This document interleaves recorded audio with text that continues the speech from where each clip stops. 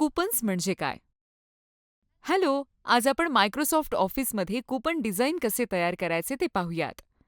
आपल्याला माहितीये की कूपन्स हा डिस्काउंट नसलेल्या प्रॉडक्ट्सवर ऑफर्स क्रेडिट करण्यात सर्वात चांगला मार्ग आहे.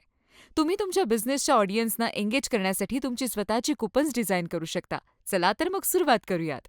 कूपन म्हणजे एक प्रकारचे डिस्काउंट व्हाउचर आहे जे एका रिफंडप्रमाणेच असते आणि ते कोणतेही प्रॉडक्ट विकत घेतले तर त्याचे पैसे देण्यासाठी वापरता येऊ शकते. मॅन्युफॅक्चरर्स किंवा रिटेलर्स त्यांच्या प्रमोशन स्ट्रॅटेजीचा भाग म्हणून ही कूपन्स क्रिएट करतात. अशी कूपन्स डिस्ट्रीब्यूट यांमधून केली जातात जसे की mails, coupon envelopes, periodicals, newspapers, social media, email newsletters, retailers.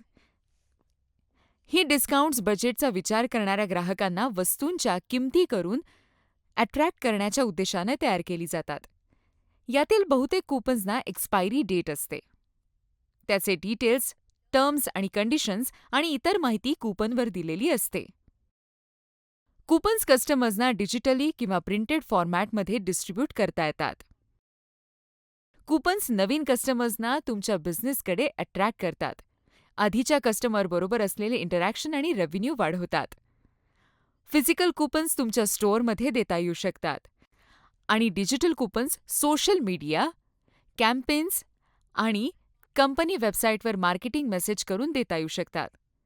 एस्टिमेटनुसार 46% consumers coupon मिळाले म्हणून एखादे नवीन प्रॉडक्ट वापरून बघतात, तर 60% कन्झ्युमर्स कूपन मिळाले म्हणून एखादे नवीन प्रॉडक्ट खरेदी करतात.